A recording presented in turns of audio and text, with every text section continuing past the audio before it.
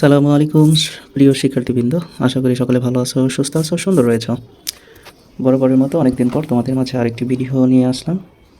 এই ভিডিওতে আমরা প্রথমধ্যের সূত্র সম্পর্কে সাধারণ ধারণা রাখবো। এখানে যে সূত্রগুলো দিয়ে রাখা হয়েছে, কয়েকটি সূত্র দিয়ে রাখা হয়েছে। প্রথম সূত্রে যেটা বলা হয়েছে VC equal to S divided by N. VC equal to হচ্ছে এস ডিভাইডেড বাই এন। তাহলে ভিসি হচ্ছে ভার্নিয়ার ধ্রুবক, এস হচ্ছে প্রধান স্কেলের ক্ষুদ্রতম এক ভাগ।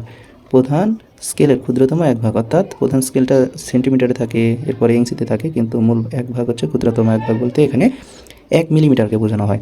আচ্ছা, তারপরে বলা হয়েছে যে এনটা হচ্ছে ভার্নিয়ার স্কেলের ভাগ সংখ্যা।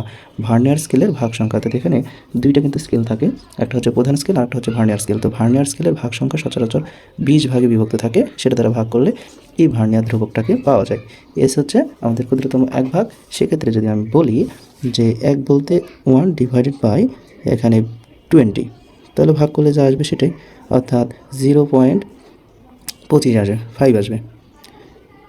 4 4 5 5 বিশাং 100, তাই তো? এটা হচ্ছে আমাদের ভার্নিয়ার ধ্রুবকের মান। যাই হোক, আমরা পরের বিষয়টা বুঝি। পরে যে বিষয়টা সেটা হচ্ছে ন্যূনাঙ্ক, অর্থাৎ এটা হয় আমার ভার্নিয়ার স্কেলের ক্ষেত্রে। উপরেরটা যে বিষয়টা, এটা হচ্ছে ভার্নিয়ার স্কেলের ক্ষেত্রে, এটা হচ্ছে আমার ভার্নিয়ার স্কেলের ক্ষেত্রে সূত্র, আর এটা হচ্ছে আমার স্ক্রু গজের ক্ষেত্রে সূত্র। তাহলে স্ক্রু গজের ক্ষেত্রে এনটা হচ্ছে এই যে এনটা হচ্ছে বৃত্তাকার স্কেলের ঘর সংখ্যা। বৃত্তাকার স্কেলের ঘর সংখ্যা, অর্থাৎ কত ঘর থাকে, এক্ষেত্রে সাধারণত 100 ঘরে ভাগ করা হয়ে থাকে, অনেকটা 50 ঘরে ভাগ করে হয়ে থাকে এই বিষয়। এরপর বলেছে পি হচ্ছে যন্ত্রের পিচ। আসলে পিচ বলতে এখানে কত পাক ঘোরানো হইলো বৃত্তাকার স্কেল, এই বিষয়টাকে বোঝানো হয়। এরপর এলসি হচ্ছে ন্যূনাঙ্ক, ঠিক আছে? এই হচ্ছে আমাদের দ্বিতীয় সূত্র। এরপরে যে বিষয়টি সেটা হচ্ছে যে দণ্ডের দৈর্ঘ্য বা যে কোনো বিষয়ের দৈর্ঘ্য পরিমাপের ক্ষেত্রে আমাদের এটা হচ্ছে সূত্র L equal M plus V into V C. এই এলটা হচ্ছে দণ্ডের দৈর্ঘ্য, এলটা হচ্ছে এই যে দণ্ডের দৈর্ঘ্য, এবং হচ্ছে এমটা হচ্ছে প্রধান স্কেলের পাঠ সংখ্যা, এবং ভিটা কি ভার্নিয়ার সমপাতন, আর ভিসি একটু আগে আমরা উপরে দিকে আসলাম, ভিসি হচ্ছে ভার্নিয়ার কনস্ট্যান্ট বা ভার্নিয়ার ধ্রুবক। এগুলো মান বসিয়ে সরাসরি আমরা গাণিতিক যে ক্যালকুলেশনগুলো এগুলো আমরা করতে পারি। এখন বিষয়টা যেটা, যে এগুলোর একক কী একক সম্পর্কে ধারণা রাখতে হবে। এসআই এককে সবগুলো লিখতে হয়। সেক্ষেত্রে আমরা দেখতেছি যে ভার্নিয়ার ধ্রুবকের এসআই একক হচ্ছে কি, এসআই একক হচ্ছে মিটার। ভার্নিয়ার স্কেলের ধ্রুবকের একক হচ্ছে মিটার। ভার্নিয়ার স্কেলের অর্থাৎ প্রধান স্কেলের ক্ষুদ্রতম এককও এটা হচ্ছে মিটার। এরপরে হচ্ছে এই যে ভার্নিয়ার স্কেলের ভাগ সংখ্যা, এটার কোনো ভাগ সংখ্যা নেই, এটা প্লাস এই দুইটার কোনো ধরনের একক নেই, বাকিগুলোর একক রয়েছে। এখান থেকে ভার্নিয়ার সমপাতনের কোনো একক নেই, বাকিগুলোর একক রয়েছে।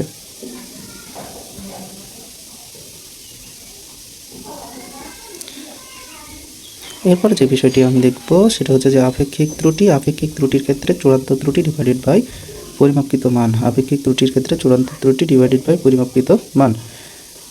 এরপরে যে বিষয় আমাদের প্রয়োজনীয় কিছু সূত্র, প্রয়োজনীয় সূত্রের ক্ষেত্রে এখানে তিনটে সূত্রের কথা বলা হয়েছে। একটি হচ্ছে আমাদের এক নম্বর সূত্র এ ইকুয়াল পাই আর স্কোয়ার সমান 1 ডিভাইডেড এই যে পাই আর স্কোয়ার, পাই এর মান একটা, আর হচ্ছে ব্যাসার্ধ, অর্থাৎ যদি একটি বৃত্তাকার বস্তু হয় সেক্ষেত্রে এর যে ব্যাসার্ধ এটা হচ্ছে আর। এই পাই আর স্কোয়ার সমান 1 ডিভাইডেড 4 পাই ডি স্কোয়ার। ডি বলতে এক্ষেত্রে ডি বলতে আমাদের ব্যাস বোঝানো হয়। এরপরের যে বিষয় এখানে বলা হয়েছে এই হচ্ছে প্রস্থচ্ছেদের ক্ষেত্রফল, আর হচ্ছে ব্যাসার্ধ, ডি হচ্ছে ব্যাস, সিলিন্ডারের আয়তন, আর হচ্ছে ব্যাসার্ধ একই কথা, এবং হচ্ছে যে এইচ হচ্ছে সিলিন্ডারের উচ্চতা, এবং ডি হচ্ছে ব্যাস। এরপরে যে বিষয়টা ভি ইকুয়াল টু এল গুণন বি গুণন এইচ, অর্থাৎ কি বোঝানো হয়েছে যে আয়তাকার বস্তুর আয়তন যদি আমরা পরিমাপ করি তাহলে এই সূত্রটা ব্যবহার করব, অর্থাৎ আয়তনের ক্ষেত্রে আমরা জানি দৈর্ঘ্য গুণ প্রস্থ গুণ উচ্চতা, যে সূত্রটা ক্ষেত্রে এককগুলো দিয়ে রাখা হয়েছে, একগুলো ব্যবহার করলেই হবে।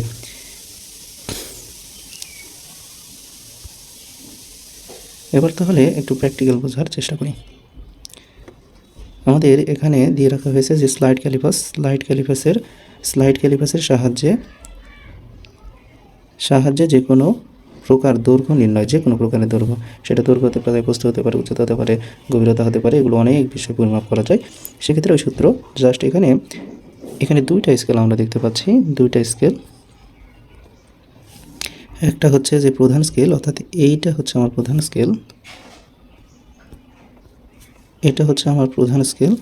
আর এই যে এখান থেকে শুরু করে এই পর্যন্ত এটা হচ্ছে আমার ভার্নিয়ার স্কেল। অর্থাৎ এই ভার্নিয়ার স্কেল বা স্লাইড ক্যালিপাসের এটাই হচ্ছে মূল বিষয়। এটা হচ্ছে প্রধান স্কেল, অর্থাৎ এই স্কেলের উপর দিয়ে যাতায়াত করতে পারে। তো প্রধান স্কেলের এখানে পাঠ, এখানে দেখা যাচ্ছে যে এখানে 20 দেখা যাচ্ছে। 20-এর পর কয়টা ঘর দেখা গেছে? একটা বা দুইটা ঘর দেখা গেছে। এই কারণে কিন্তু অর্থাৎ এই যে শূন্য দাগ, এক কথায় এখানে একটা শূন্য দাগ রয়েছে। এই শূন্য দাগটি প্রধান স্কেলের কততম দাগের সাথে মিলে যায়, ভার্নিয়ার স্কেলের শূন্য দাগ প্রধান স্কেলের কততম দাগের সাথে মিলে যায়, সেটাই হচ্ছে আমার প্রধান স্কেলের পাঠ। এরপরে যে বিষয়টি ভার্নিয়ার সমপতনের ক্ষেত্রে, অর্থাৎ এখানে তো একটা শূন্য দাগ মিলল, কিন্তু পরবর্তীতে ভার্নিয়ার স্কেলের একটি দাগ এবং প্রধান স্কেলের একটি দাগ হুবহু মিলে যাবে, সেটাই হচ্ছে ভার্নিয়ার সমপাতন। তো এই যে এখান থেকে শুরু করে এই জায়গা পর্যন্ত, অর্থাৎ প্রত্যেকটা দাগ শূন্য, এরপরে এখানে রয়েছে 1, এরপরে রয়েছে 2, 3, 4, 5, 6, এখানে আসে 7, 8, অর্থাৎ 8টি দাগ পর এখানে 6টি দাগে এখানে এসে কিন্তু মিলে গেছে।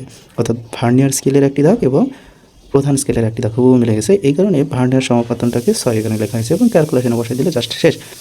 এরপরে যে বিষয়টি দেখব সেটা হচ্ছে যে স্ক্রু গজের সাহায্যে দৈর্ঘ্য নির্ণয় সূত্র। স্ক্রু গজের সাহায্যে দৈর্ঘ্য নির্ণয়, সেক্ষেত্রে যে সূত্রটা আমরা একটু আগে দেখে আসলাম সেই সূত্র, একই সূত্র, অর্থাৎ D = হচ্ছে L + C × LC।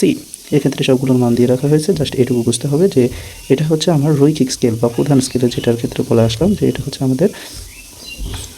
আমাদের কি রৈখিক স্কেল।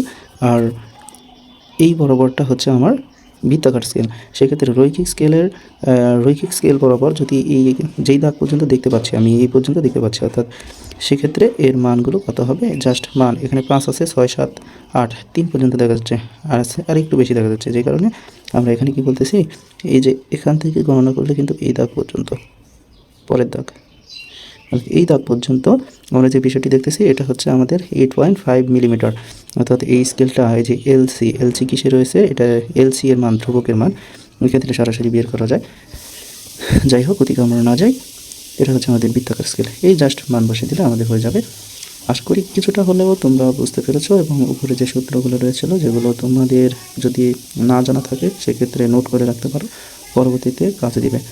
তো সকলে ভালো থাকো, সুস্থ থাকো, সুন্দর থাকো। আল্লাহ হাফেজ। আসসালামু আলাইকুম রহমতুল্লাহ।